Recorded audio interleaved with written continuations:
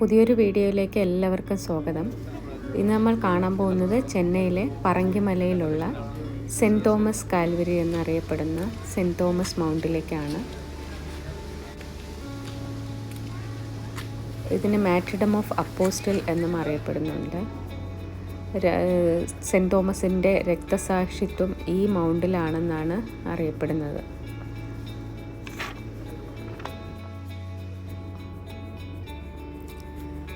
നമ്മൾ താമസിക്കുന്ന സ്ഥലത്ത് നിന്ന് മെട്രോ ട്രെയിൻ പറങ്കിമലയിലേക്ക് കിട്ടും. പറങ്കിമലയിൽ നിന്ന് പറങ്കിമല മെട്രോ സ്റ്റേഷനിൽ നിന്ന് ടാക്സിയിൽ നമുക്ക് സെൻറ്റ് മൗണ്ടിലേക്ക് പോവാം. ഇതിപ്പോൾ നമ്മൾ മെട്രോ ട്രെയിനിലേക്ക് കയറാൻ പോവാണ്.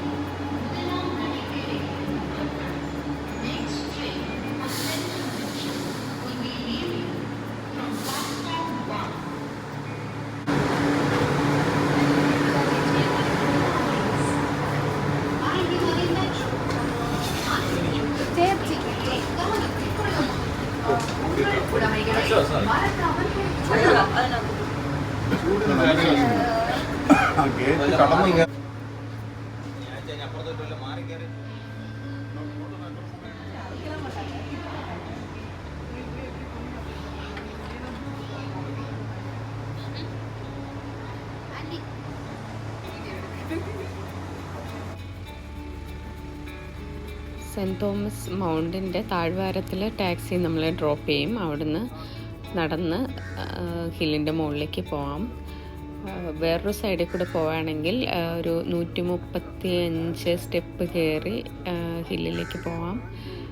ഇപ്പം നമ്മൾ വന്നിരിക്കുന്നത് അങ്ങനെ കുറച്ച് ദൂരം നടന്നാൽ മതി, ഹില്ലിലേക്ക് കയറാൻ പറ്റും. ശരിക്കും സീ ലെവലിൽ നിന്ന് 300 അടി ഉയരത്തിലാണ് ഈ ഹില്ല് സ്ഥിതി ചെയ്യുന്നത്. പോർച്ചുഗീസുകാരാണ് ഇവിടെ ഈ പള്ളി 1523 AD സ്ഥാപിച്ചിരിക്കുന്നത്. ശരിക്കും അവർ ലേഡി ഓഫ് എക്സ്പെക്റ്റേഷന് സമർപ്പിച്ചിരിക്കുന്നതാണ് ഈ പള്ളി. ഇത് ശരിക്കും അപ്പോസ്റ്റലിൻ്റെ രക്തസാക്ഷിത്വ സ്ഥലം, land of martyrdom of saint Thomas ആണ്. ഇവിടെ ഒരു ചെറിയ സ്റ്റെപ്പ് കയറി മുകളിലേക്ക് പോവാം. സൈഡിൽ കൂടെ തന്നെ കാറിൽ പോകാൻ പറ്റുന്ന, കാറിലല്ല 2 വീലേഴ്സിൽ പോകാൻ പറ്റുന്ന ഒരിതുണ്ട്. അവിടെ പ്രൈവറ്റ് വെഹിക്കിൾസ് ഒന്നും അലോഡ് അല്ല. ആൾക്കാരെല്ലാം നടന്ന് തന്നെയാണ് മുകളിലേക്ക് പോകുന്നത്.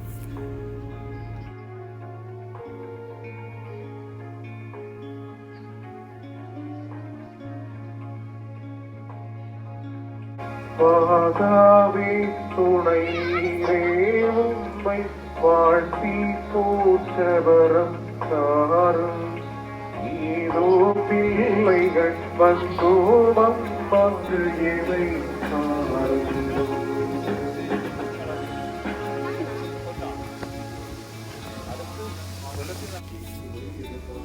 ഈ സെൻറ്റ് തോമസ് മൗണ്ടിൻ്റെ മുകളിൽ നിന്നാൽ നമുക്ക് ചെന്നൈ എയർപോർട്ട് കാണാൻ പറ്റും.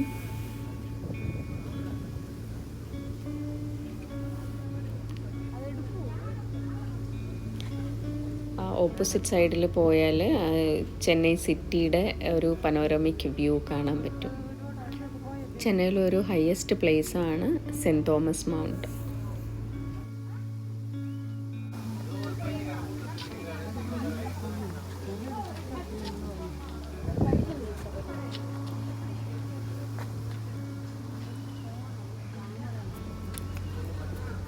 ഇനി നമുക്ക് ചർച്ചിൻ്റെ കോമ്പൗണ്ടിനുള്ളിലേക്ക് പോവാം.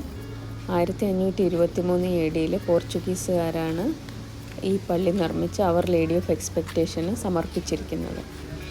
പിന്നെ ഈ സെൻറ്റ് തോമസ് ചർച്ചിൻ്റെ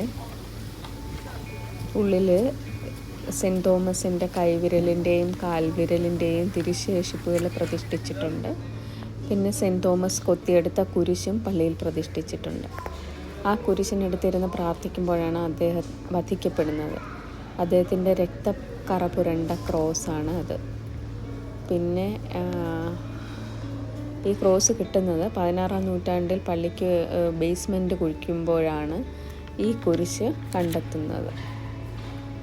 ആ ആർച്ചിൽ എഴുതിയിരിക്കുന്നത് പോർച്ചുഗീസ് ഭാഷയിൽ അവർ ലേഡി ഓഫ് എക്സ്പെക്റ്റേഷൻ എന്നാണ്. 1558 മുതൽ 1704 വരെ എല്ലാ വർഷവും ഡിസംബർ 18 ഈ കുരിശിൽ നിന്ന് രക്തം പൊടിയും എന്ന് പറയപ്പെടുന്നു. ഈ കാണുന്നതാണ് ആ cross. Bleeding cross of saint Thomas എന്നാണ് ക്രോസിന് പറയുന്നത്. എൻ്റെ റൈറ്റ് സൈഡിൽ മദർ മേരിയുടെ ഒരു പിക്ചർ വെച്ചിട്ടുണ്ട്. സെൻറ്റ് ലൂക്ക് പെയിൻറ്റ് ചെയ്ത പിക്ചറാണെന്നും അത് സെൻറ്റ് തോമസ് ഇന്ത്യയിലേക്ക് വരുമ്പോൾ കൊണ്ടുവന്നതാണെന്നും പറയുന്നു. അതും ഇവിടെ ഷ്രൈനകത്ത് വെച്ച് പ്രാർത്ഥിക്കുന്നുണ്ട്.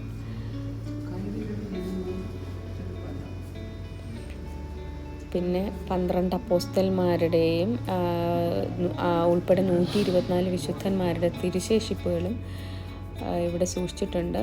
മുമ്പ് ഇതെല്ലാം ഈ ഷ്രൈനകത്ത് തന്നെയാണ് വെച്ചിരുന്നത്. പക്ഷേ ഇപ്പോൾ അതെല്ലാം വേറൊരു പുതിയ ബിൽഡിങ്ങിലേക്ക് മാറ്റിയിട്ടുണ്ട്. അത് നമുക്ക് കാണാം. ചർച്ചിൻ്റെ എൻട്രൻസിൽ പോർച്ചുഗീസ് എംബ്ലം എൻഗ്രേവ് ചെയ്ത ഗ്രാനൈറ്റ് സ്റ്റോൺ തറയിൽ പാകിയിട്ടുണ്ട്. അതാണ് ഈ കാണുന്നത്.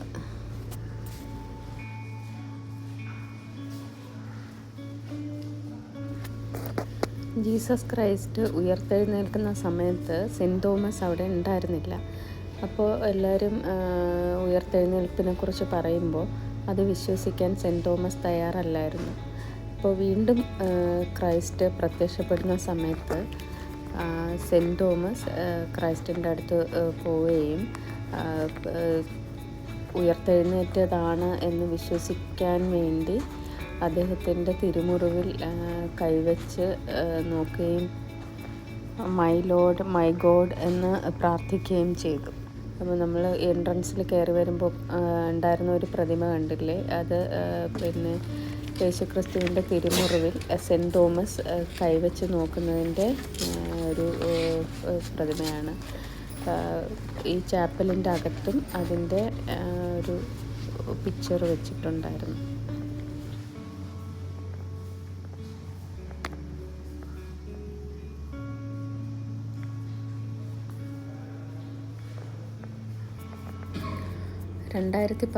ജാനുവരി 18 ഈ ദേവാലയം ദേശീയ ദേവാലയം അല്ലെങ്കിൽ നാഷണൽ ഷ്രൈനായി പ്രഖ്യാപിക്കപ്പെട്ടു. ശരിക്കും ഈ ദേവാലയം കത്തോലിക് രൂപതയുടെ കീഴിലാണ് വരുന്നത്.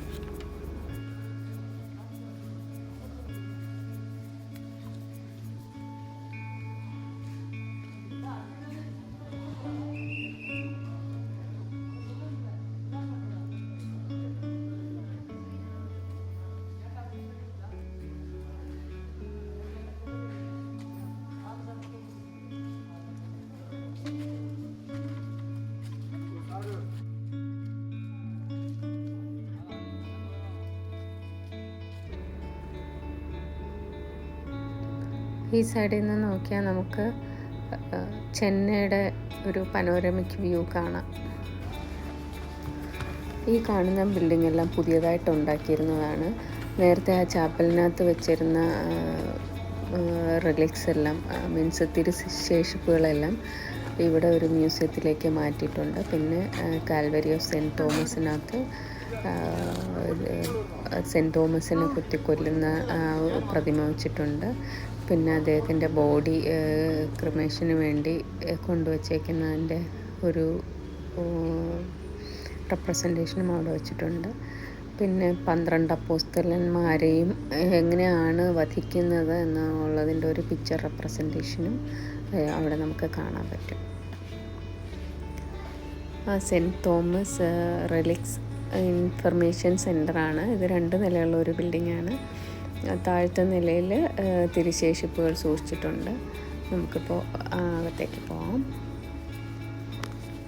ക്രിസ്ത്യാനിറ്റി പ്രചരിപ്പിക്കാനായി AD 52 സെൻറ്റ് തോമസ് ഇന്ത്യയിലേക്ക് വരുന്നത്. AD 66 അദ്ദേഹം ഈ പറങ്കിമലയിലെ സെൻറ്റ് തോമസ് മൗണ്ടിൽ എത്തിച്ചേരുന്നത്. അദ്ദേഹം ഇവിടെ വന്ന് യേശുവിനെക്കുറിച്ച് പ്രസംഗിക്കുകയും മദർ മേരിയെ എല്ലാവർക്കും പരിചയപ്പെടുത്തുകയും ചെയ്തു. AD 72 അദ്ദേഹം ഈ മൗണ്ടിൽ വെച്ച് രക്തസാക്ഷിയായത്. 12 അപ്പോസ്തലന്മാരിൽ ഒരാളുടെ രക്തസാക്ഷിത്വ സ്ഥലത്തിന് മുകളിൽ ഉണ്ടാക്കിയ ഒരു ദേവാലയമാണിത്. അങ്ങനെ രക്തസാക്ഷിത്വത്തിന് മുകളിൽ പണി കഴിപ്പിക്കപ്പെട്ട ലോകത്തിലെ ഏക ദേവാലയം ആണ് സെൻറ്റ് തോമസ് മൗണ്ട് നാഷണൽ ഷ്രൈൻ. ഇവിടെ നിന്ന് നോക്കിയാൽ ചെന്നൈ സിറ്റിയുടെ ഒരു പനോരമിക് വ്യൂ കാണാം.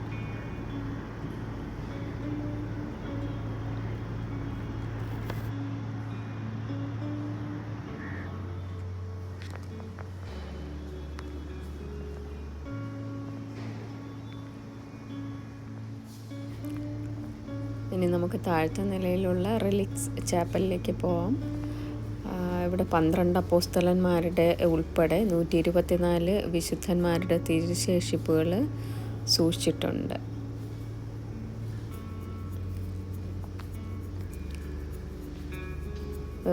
പ്രയർ ഹാളും തിരുശേഷിപ്പുകളും ഇവിടെ നമുക്ക് കാണാം.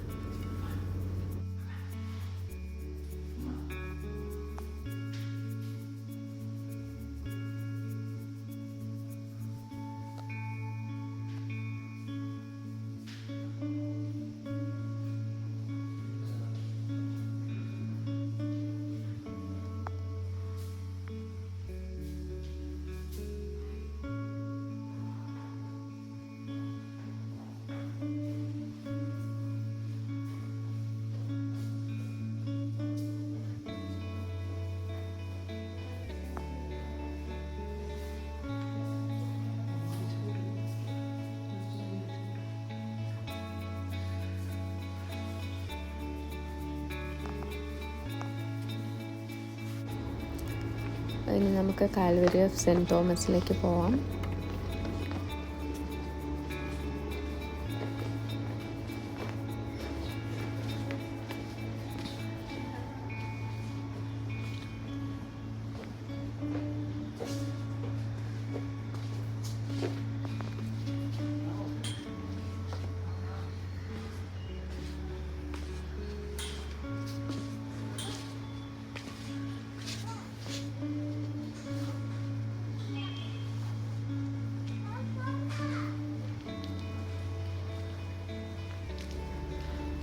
ഇതിൻ്റെ ഉള്ളിൽ സെൻറ്റ് തോമസ് ക്രോസിൻ്റെ അടുത്തിരുന്ന് പ്രേ ചെയ്യുന്നതും 12 അപ്പോസ്തലന്മാരെയും എങ്ങനെയാണ് വധിക്കുന്നതിന് എന്നുള്ള പിക്ചർ റെപ്രസെൻറ്റേഷനും വാളിൽ വെച്ചിട്ടുണ്ട്.